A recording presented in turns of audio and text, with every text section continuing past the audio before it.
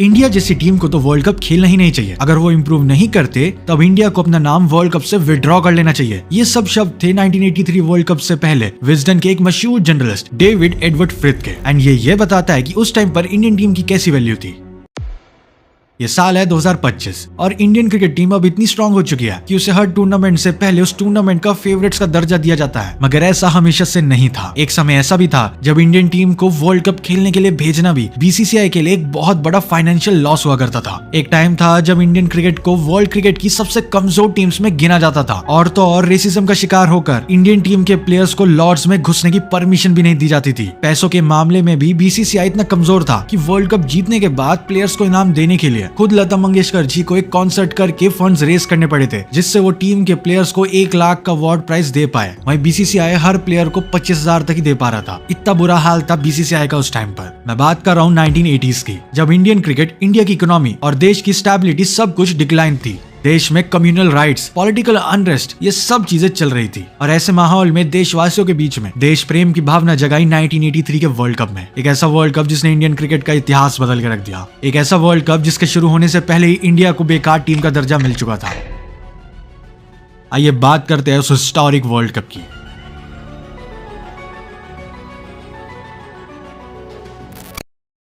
By the way, recently मेरे पास काफी ज्यादा डिमांड आ रही थी डिस्कॉर्ड सर्वर बनाने के लिए, सो हमने डिस्कॉर्ड सर्वर बना दिया for all type of cricket related discussions. अगर आपको ज्वाइन करना है तो आपको लिंक डिस्क्रिप्शन में मिल जाएगा, डू चेक आउट। 1 जून 1983 इंडिया की क्रिकेट टीम वर्ल्ड कप खेलने के लिए इंग्लैंड जाती है। उस टाइम पर टीम के 4 मेन खिलाड़ी मोहिंदर अमरनाथ, मदन लाल, कीर्ति आजाद और टीम के कैप्टन कपिल देव, ये लोग पहले से ही इंग्लैंड में काउंटी क्रिकेट खेल रहे थे। अब इस टाइम पर इस टीम से कितनी उम्मीदें थी इसका अंदाजा आप इसी बात से लगा सकते हो कि इस टीम के इंडिया जाने की रिटर्न टिकट्स सेमीफाइनल मैच से पहले ही करवा दिए गए थे, क्योंकि उस पॉइंट पर सबको पता था कि ये टीम कुछ ज्यादा नहीं कर पाएगी। इस 1983 वाले वर्ल्ड कप से पहले क्रिकेट के 2 और वर्ल्ड कप्स हो चुके थे एंड दोनों की विनर्स रही थी वेस्ट इंडीज की टीम। एंड इन दोनों ही वर्ल्ड कप की परफॉर्मेंस को मिलाकर इंडियन टीम ने टोटल एक ही टीम को हराया था और वो थी ईस्ट अफ्रीका, जिनमें भी तंजानिया, केन्या, युगांडा और जाम्बिया में रह रहे इंडियंस ही खेल रहे थे। और इंडियन टीम को सब लोग एक वीक टीम की तरह देखते थे। एंड इवन इस 1983 वाले वर्ल्ड कप में भी इंडिया को वर्ल्ड कप जीतना तो छोड़ो, एक मैच जीतने के भी काबिल नहीं समझा जा रहा था। उस वर्ल्ड कप में इंडियन टीम के ग्रुप में न्यू कमर जिम्बाब्वे के अलावा क्रिकेटिंग जायंट्स ऑस्ट्रेलिया और वेस्ट इंडीज भी थे। इस ग्रुप को देखकर ही इंडिया का नॉकआउट्स खेलने के लिए क्वालिफाई करना भी इम्पॉसिबल लग रहा था, क्योंकि सबको पता था कि ऑस्ट्रेलिया और वेस्ट इंडीज इंडिया को ऊपर आने ही नहीं देंगे। लेकिन इन सब नेगेटिव्स के अलावा भी काफी पॉजिटिव्स थे, जैसे कि इंडियन टीम में सबसे बड़ा नाम था लिटिल मास्टर सुनील गावस्कर का। छोटी हाइट के सनी पाजी अपनी कमाल की बैटिंग के लिए पूरी दुनिया में फेमस हो चुके थे। एंड इवन वो 10,000 रन पूरे करने वाले दुनिया के सबसे पहले प्लेयर थे। वर्ल्ड कप से ठीक पहले फॉर्म में एक डिप आने की वजह से उन्हें कैप्टनसी से हटा दिया गया था। लेकिन इस सब के बावजूद इस वर्ल्ड कप में उन्हें इंडिया की इकलौती उम्मीद की तरह भी देखा जा रहा था, जो कि बताने को काफी है कि वो कितने ज्यादा अच्छे प्लेयर थे। लेकिन उनकी जगह पर इस बार टीम का कैप्टन बनाया गया था एक यंग प्लेयर कपिल देव को। अब बात करते हैं बाकी के स्क्वाड की। उनके अलावा टीम में थे न्यू गावस्कर कहलाए जाने वाले दिलीप वेंगसरकर, कमाल के अटैकिंग ओपनर के श्रीकांत, टीम के इकलौते wicket keeper Syed Kirmani, promising allrounder Ravi Shastri, middle order batsman late Yashpal Sharma, Sandeep Patil और Kirti Azad, fast bowlers Balwinder Singh Sandhu, Roger Binny, Sunil Valson और मदन लाल। एंड टीम के वाइस कैप्टन थे मोहिंदर अमरनाथ। इस वर्ल्ड कप के शुरू होने से पहले इंडियन टीम के 4 मैचेस काउंटी टीम्स के अगेंस्ट करवाए गए थे, मगर टीम की हालत इतनी बुरी थी कि हम 4 में से 3 वार्म अप मुकाबले भी हार गए। ऑफ द फील्ड भी हमारी टीम के लिए टाइम काफी खराब चल रहा था, क्योंकि इंडियन टीम को इंग्लैंड में रेसिज्म का शिकार होना पड़ा था। क्योंकि जब इंडियन टीम के मैनेजर PR मान सिंह टीम के पासेस लेने के लिए ECB के हेडक्वार्टर्स जाते हैं, तब उन्हें लॉर्ड्स के स्टेडियम का एक्सेस तक नहीं दिया जाता। एंड इवन उन्हें बेइज्जत करते हुए ये कहा गया कि जब टीम इंडिया फाइनल्स पहुंचेगी तब फाइनल्स खेलने के लिए उन्हें पास दे दिया जाएगा। इस तरीके से डिग्रेड किया गया था इंडियन टीम के मैनेजर को। 1983 का वर्ल्ड कप स्टार्ट होता है। उस वर्ल्ड कप में इंडियन टीम का पहला मैच ही माइटी वेस्ट इंडीज के खिलाफ था। उस पॉइंट तक वेस्ट इंडीज ने वर्ल्ड कप में एक भी मैच नहीं हारा था। वेस्ट इंडीज के पास उस टाइम पर 4 खतरनाक पेस बॉलर्स थे, जो कि अपोजिशन के बैट्समैन को डराने के लिए काफी थे। एंड इवन इस पेस फैक्ट्री के अलावा उनके पास काफी खतरनाक बैट्समैन भी थे। Sir Clive Lloyd, sir Gordon Greenidge, Desmond Haynes और सर विवियन रिचर्ड्स इस टीम का पार्ट थे। इस मैच में पहले बैटिंग करते हुए इंडियन टीम की तरफ से यशपाल शर्मा ने 89 रन्स की काफी अच्छी पारी खेली, जिसकी मदद से इंडियन टीम का स्कोर 262 फॉर 8 तक जा चुका था। एंड अब वेस्ट इंडीज को जीतने के लिए चाहिए थे 263 रन्स। सबको यही लग रहा था कि वेस्ट इंडीज टीम इसे जीत जाएगी। आखिर इंडियन टीम है ही क्या चीज। लेकिन जब वेस्ट इंडीज टीम बैटिंग करने आती है तो उनके विकेट्स गिरते ही रहते हैं और ये विकेट्स की बारिश नहीं रुकती। एंड माइटी वेस्ट इंडीज की टीम 228 पर ऑल आउट हो जाती है। और इंडियन टीम इस वर्ल्ड कप का पहला मैच 34 रन से जीत जाती है, और वो भी वेस्ट इंडीज को हरा के। वही वेस्ट इंडीज जो कि 2 वर्ल्ड कप से लगातार चैंपियन थी। वैसे तो ये वर्ल्ड कप का पहला ही मैच था, लेकिन इंडिया ने इस पहले मैच को ही जीतकर ये ऐलान कर दिया था कि इस बार ये टीम बस पार्टिसिपेट करने नहीं आई है, बल्कि डोमिनेट करने आई है। इंडिया ने वेस्ट इंडीज को हराकर वो कर दिखाया जो इससे पहले किसी और टीम ने नहीं किया था। ग्रुप स्टेज के दूसरे मैच में इंडिया का सामना हुआ जिम्बाब्वे से। वो जिम्बाब्वे जो कि ऑस्ट्रेलिया की टीम को पहले मैच में हरा कर आ रही थी। हालांकि जिम्बाब्वे की टीम बहुत कमजोर थी और ये इस मैच में दिख भी गया। जिम्बाब्वे की टीम इंडिया के सामने टिकी नहीं पाई और केवल 156 के स्कोर पर ऑल आउट होने के बाद इंडियन टीम ने बिना किसी ऑब्स्टेकल के जिम्बाब्वे को वो मैच हरा दिया। इंडियन टीम और सभी फैंस काफी खुश थे। एक ऐसे वर्ल्ड कप में इतनी अच्छी शुरुआत जिसमें तुम्हें कंसीडर तक नहीं किया जा रहा था, ये एक बहुत बड़ी बात थी। लेकिन इंडिया ने भले इस टूर्नामेंट में बेहतरीन शुरुआत करी हो, मगर अभी मुश्किलें आनी बाकी थी। ऐसा मैं इसलिए कह रहा हूँ क्योंकि इंडियन टीम को एक बार फिर से ऑस्ट्रेलिया और वेस्ट इंडीज से भिड़ना था। एक तरफ हमारे अगले 2 मैच पावरफुल ऑस्ट्रेलिया और वेस्ट इंडीज से थे, तो वहीं दूसरी तरफ टाइम पर इंजरी से रिकवर ना करने के कारण सुनील गावस्कर को टीम के बाहर रहना पड़ा। मगर हमारी प्यारी मीडिया ने सबके सामने ये पोर्ट्रे किया कि सुनील गावस्कर को टीम से ड्रॉप कर दिया गया एंड उन्होंने इस झूठी खबर को छाप दिया, जिससे कैप्टन कपिल देव के ऊपर सवाल खड़े हो गए थे। ये अगले 2 मैच मानो रियलिटी चेक से थे। दोनों ऑस्ट्रेलिया और वेस्ट इंडीज ने इंडिया को पूरी तरीके से ह्यूमिलिएट किया। ऑस्ट्रेलिया वाले मैच में ट्रेवर चैपल की सेंचुरी के साथ ऑस्ट्रेलियन टीम ने हमें 162 रन से हराया, तो वहीं दूसरी तरफ वेस्ट इंडीज की तरफ से सर विव रिचर्ड्स की सेंचुरी के साथ वेस्ट इंडीज ने इंडिया को 66 रन से हराया। वेस्ट इंडीज वाले मैच के दौरान खून की प्यासी वेस्ट इंडीज की पेस फैक्ट्री ने शॉर्ट पिच लेंथ पर इंडियन बैट्समैन को खतरनाक तरीके से टेस्ट किया। सारी बॉल शॉर्ट पिच जा रही थी, जिसमें से एक बॉल सीधा जाकर दिलीप वेंगसरकर के जॉ पर लग गई एंड इसके बाद उन्हें तुरंत हॉस्पिटल भी ले जाया गया। मगर मैच हारने से बुरी खबर तब आई जब हॉस्पिटल से दिलीप वेंगसरकर की कंडीशन के बारे में पता लगा। उनका जॉ पूरे तरीके से खुल गया था, जिसकी वजह से उन्हें 7 स्टिचेस लगाए गए और इस इंजरी के कारण उन्हें बचे हुए पूरे वर्ल्ड कप से रूल आउट कर दिया गया। पहले सुनील गावस्कर का इंजरी की वजह से टीम से बाहर होना और अब दिलीप वेंगसरकर का इंजर्ड होकर टीम से बाहर होना, इस सब से इंडियन टीम की सिचुएशन काफी खराब हो चुकी थी। लेकिन इंडियन टीम के पास अब भी मौका था सेमीफाइनल और फाइनल खेलने के लिए एंड उन्होंने इस मौके को जाने नहीं दिया। Match number 5 India versus Zimbabwe. ये मैच इंडिया के लिए एक डू और डाई मैच था। मतलब अगर इंडियन टीम इस मैच में जिम्बाब्वे को बड़े मार्जिन से नहीं हरा पाती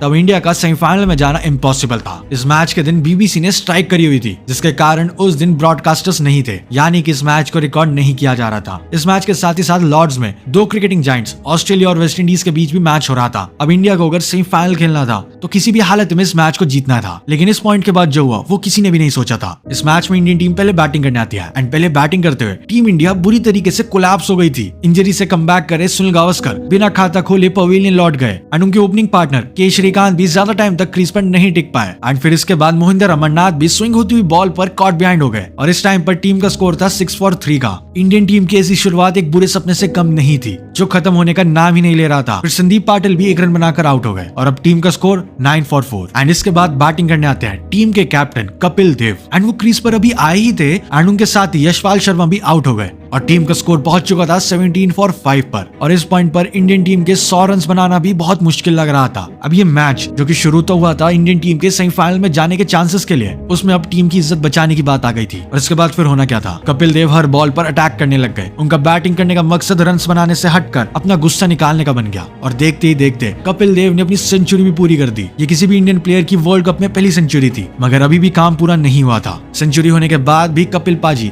एक बार फिर से अपनी अटैकिंग बैटिंग कंटिन्यू रखते हैं और 60 ओवर्स के एंड तक बस ग्राउंड में चारों तरफ चौके छक्के मार रहे थे। कपिल पाजी ने 127 के स्ट्राइक रेट के साथ नॉट आउट 175 रन बना दिए थे, जिसमें उन्होंने 16 चौके और 6 छक्के मारे थे। यह ओडीआई फॉर्मेट का उस टाइम का सबसे बड़ा इंडिविजुअल स्कोर था। कपिल देव सिंगल हैंडेडली वो मैच जिम्बाब्वे के हाथों से छीन लेते हैं और इंडियन टीम 266 रन बनाती है, जिसके जवाब में जिम्बाब्वे की टीम 235 पर ऑल आउट हो जाती है और इंडियन टीम वो मैच 31 रन से जीत जाती है। लेकिन बात यहाँ पर खत्म नहीं हुई थी। इंडियन टीम का अगला मैच एक वर्चुअल क्वार्टर फाइनल के बराबर था। अब था ग्रुप स्टेज का लास्ट मैच एंड एक बार फिर से हमारे सामने माइटी ऑस्ट्रेलिया खड़ी हुई थी। ग्रुप स्टेज के पिछले मैच में ऑस्ट्रेलिया ने इंडिया को 162 रन से हराया था, मगर आज इंडियन टीम का मूड कुछ और ही था। टीम इंडिया इस मैच में डरते हुए नहीं बल्कि रिवेंज लेने की माइंडसेट से आई थी। इस मैच में इंडिया पहले बैटिंग करते हुए 247 का एक रिस्पेक्टेबल टोटल बनाती है एंड अब उसके बाद काम था इंडिया के बॉलर्स का, जिसमें इंडिया के फास्ट बॉलर बलविंदर सिंह संधू, मदन लाल और रॉजर बिनी ने ऑस्ट्रेलिया को घुटने पर ला दिया और केवल 129 के स्कोर पर ऑस्ट्रेलियन टीम ऑल आउट हो गई। और इस 118 रन की मैसिव मार्जिन के साथ इंडियन टीम ने वो कर दिखाया जिसने इंडिया में बैठे हर इंडियन को बिना डरे सपने देखने की हिम्मत दी।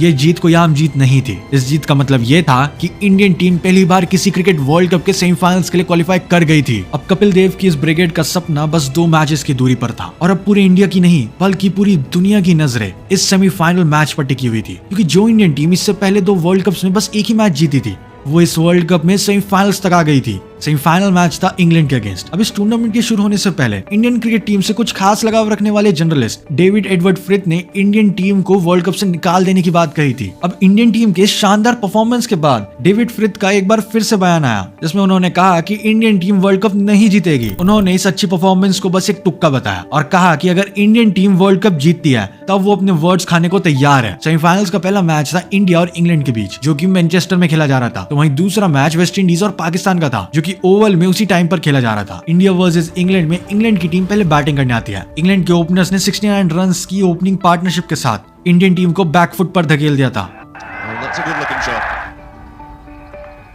मगर हमारी ये इंडियन टीम भी कहां कम थी। इसके बाद इंडिया के बॉलर्स ने किसी भी इंग्लिश बैट्समैन को बड़े रन बनाने ही नहीं दिए।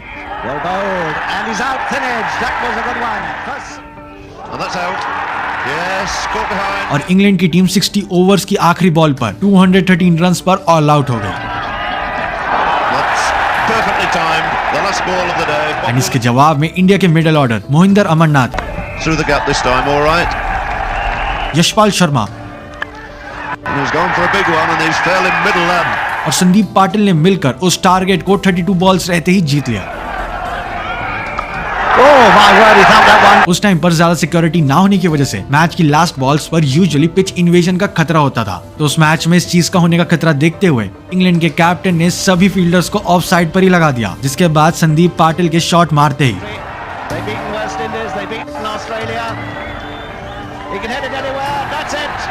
सभी प्लेयर्स डगआउट की तरफ भागने लग गए। इंडिया ने होस्ट इंग्लैंड को वर्ल्ड कप से बाहर का रास्ता दिखा दिया था एंड इसका मतलब ये था कि इंडियन टीम फाइनल के लिए क्वालिफाई कर गई है। मैनेजर PR मान सिंह सहित पूरी टीम को लॉर्ड्स का स्पेशल पास एक्सेस दिया गया। दूसरी तरफ ओवल में वेस्ट इंडीज ने पाकिस्तान को हरा दिया था और वो अपना तीसरा कंसेक्यूटिव वर्ल्ड कप फाइनल खेलने के लिए तैयार थी। अब भले इस मैच का कोई भी नतीजा आता, मगर इंडिया ने इस टूर्नामेंट में ऐसी चीज कमाई थी जिसका कंपैरिजन ट्रॉफी से नहीं किया जा सकता एंड वो था सेल्फ कॉन्फिडेंस। अब पूरे वर्ल्ड में इंडियन टीम को एक वीक टीम की तरह नहीं बल्कि एक खतरनाक टीम की तरह देखा जा रहा था। कपिल देव की इस फौज ने वो कर दिखाया था जिसकी कोई कल्पना भी नहीं कर सकता था। इंडिया और वर्ल्ड कप के बीच में बस अब एक मैच था। उस टाइम पर सभी क्रिकेट फैंस की नजरें इस मैच पर टिकी हुई थी। डेट थी 25 जून 1983, India versus West Indies, the 1983 world cup final. ये मैच खेला जा रहा था लॉर्ड्स के प्रेस्टिजियस ग्राउंड पर, जिसकी पिच पर काफी ज्यादा घास थी, यानी कि फास्ट बॉलर्स के लिए पिच में काफी ज्यादा मदद थी। इंडियन टीम टॉस हार गई, यानी कि वो पहले गेम में पीछे हो गई थी और टीम में फास्ट बॉलिंग स्ट्रेंथ को देखते हुए मैक्सिमम लोगों ने वेस्ट इंडीज को ऑलरेडी विनर समझ लिया था। यहाँ तक कि इस मैच के बेटिंग ऑड्स भी 66:1 थे। कोई भी इंडियन बैट्समैन रन बनाने में कामयाब नहीं हो पाया।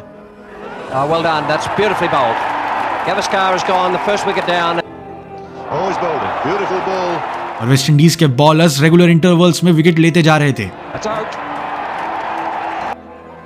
Hold him. It's all over, that's the end. और इंडिया 183 पर ऑल आउट हो गई। सेमीफाइनल्स में भी सेम ऐसी कंडीशंस थी वेस्ट इंडीज और पाकिस्तान के मैच में, जहां वेस्ट इंडीज ने इतने ही स्कोर को पाकिस्तान की बेहतरीन पेस अटैक के सामने आसानी से चेस कर लिया था। 184 का टारगेट बहुत ही छोटा था। सबको ये लग रहा था कि वेस्ट इंडीज टीम इसे जीत जाएगी, मगर वो दिन कुछ और था और ये दिन अलग था क्योंकि ये इंडियन टीम का दिन था। पूरे टूर्नामेंट में स्ट्रगल करने के बाद अब इंडिया की बारी थी पूरी दुनिया को गलत प्रूव करने के लिए और बताने के लिए कि ये इंडियन टीम क्या कर सकती है। सेकेंड इनिंग में इंडियन टीम हर एक रन के लिए जान जोखिम में लगाने वाली थी। न्यू बॉल से बलविंदर सिंह संधू ने सर गॉर्डन ग्रीनिज को महज 1 रन पर चलता कर दिया, मगर फिर बैटिंग करने आते हैं the greatest batsman of all time, the gangster of cricket, sir Vivian Richards, and उन्होंने आते ही अग्रेसिव हिटिंग करना शुरू कर दिया। वो ग्राउंड के चारों तरफ बाउंड्रीज लगा रहे थे और 184 का वो टारगेट हर बॉल के साथ कम होता जा रहा था।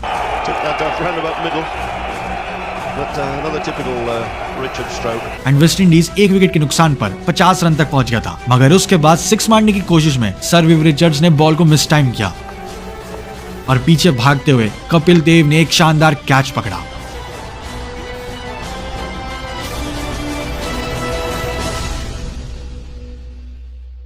एंड वो कैच आज भी one of the most iconic and best catches में से एक है, जिसने पूरे मैच का रुख बदल दिया। और यहाँ से इंडियन टीम को एक छोटी सी होप दिखी और इंडिया के फास्ट बॉलर्स के सामने वेस्ट इंडीज का मिडिल ऑर्डर पूरी तरीके से कोलैप्स हो गया।